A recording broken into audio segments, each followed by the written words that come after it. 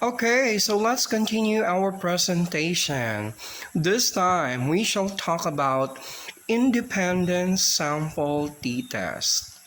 What is independent samples t-test?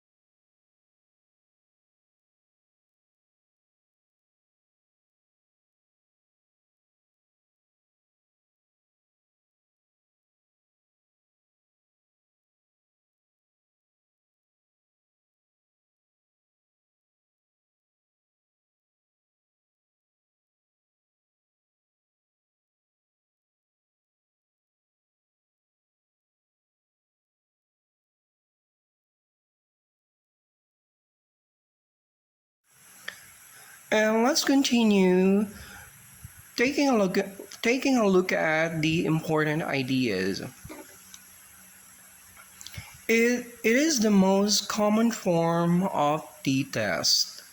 It helps you to compare the means of two sets of data.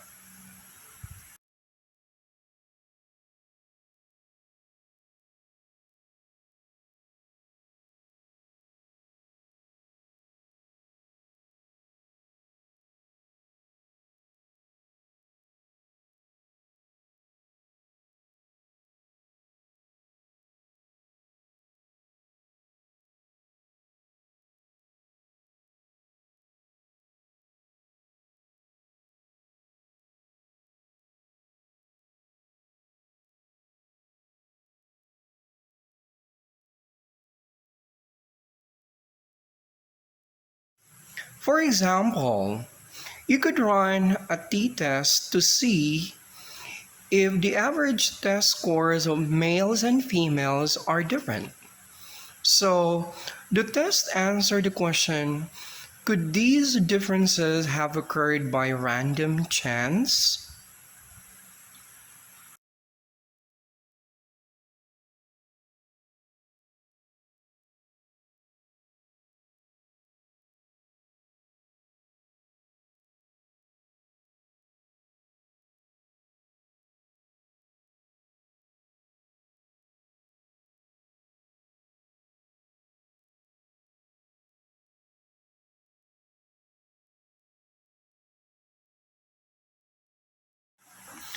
So, what are the types of t-tests? Let's find out.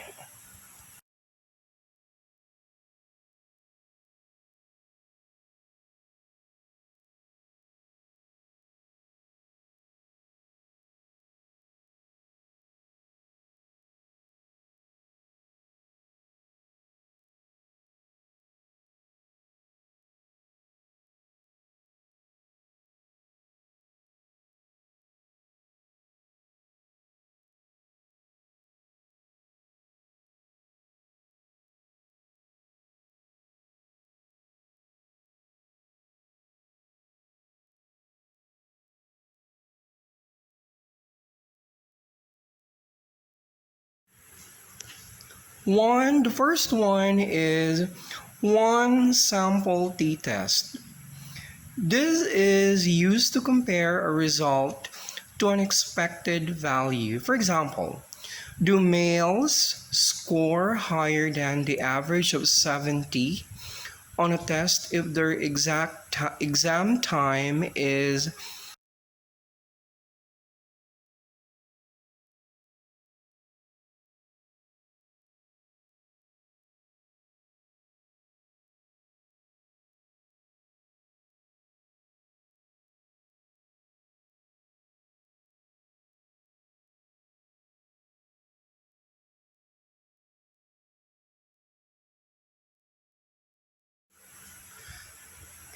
This test is extremely useful because for the Z test, you need to know facts about the population like the population standard deviation. With the independent samples t-test, you don't have to know this information. You should use this test to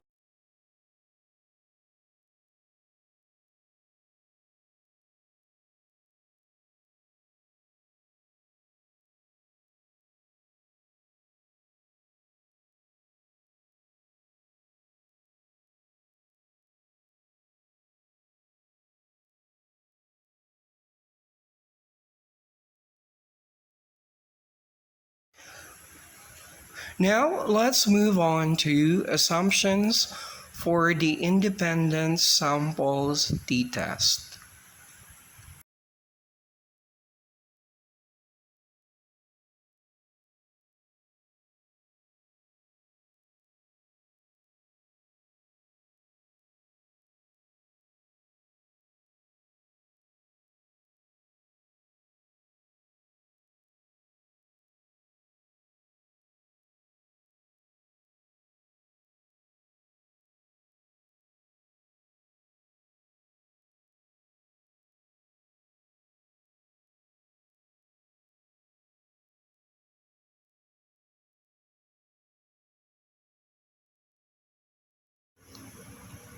First assumption of independence. So what does this mean? Well, you don't need to you need to independent categorical groups that represent your independent variable. So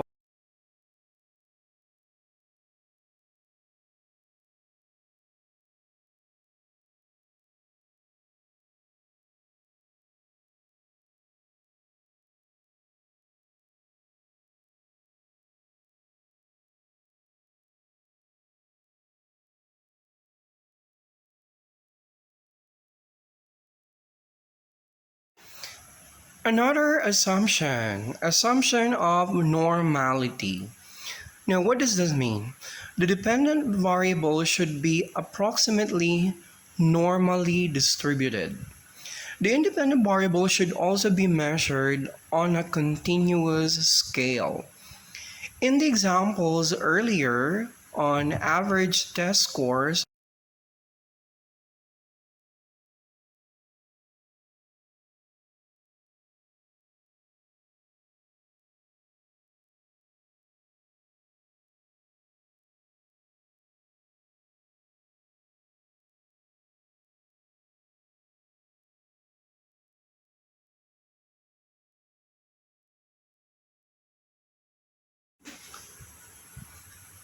so let's calculate an independent sample t-test by hand. So we'll be performing another significant test based on the given data.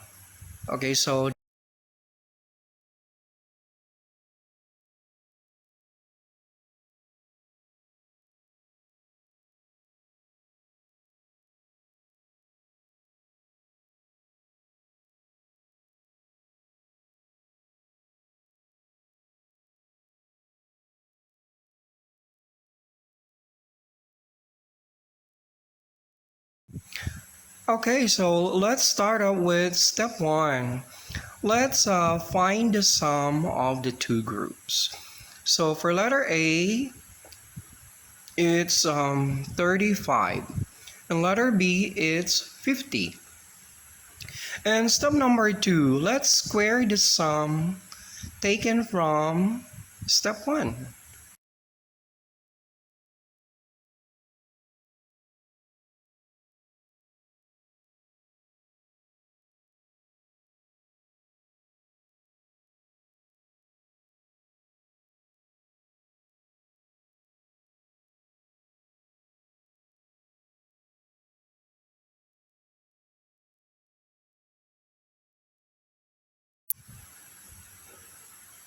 Okay, step number 3.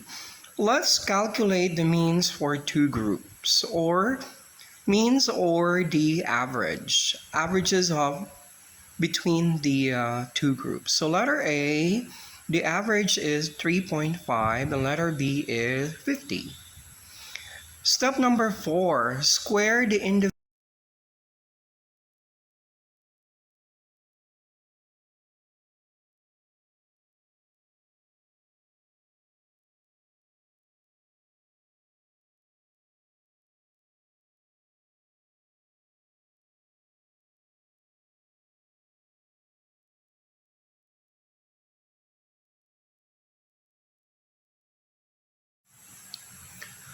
Step number 5, insert your numbers into the following formula and solve.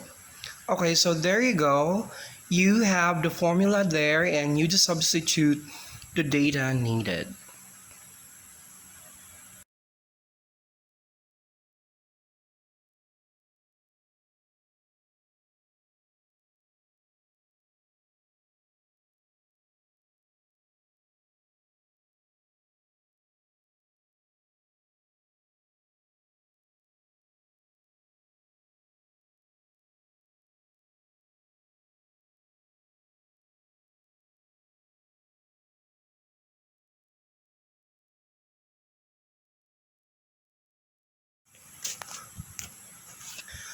And what you see here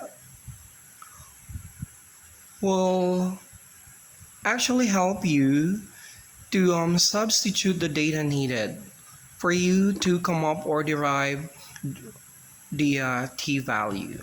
Okay, so summation A,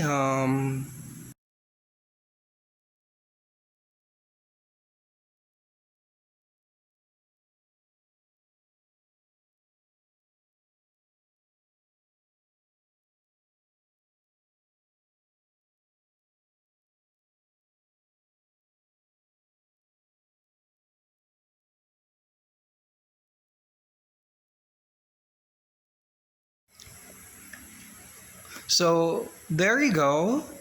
So those are the data needed, and t-value is equal to negative 1.69.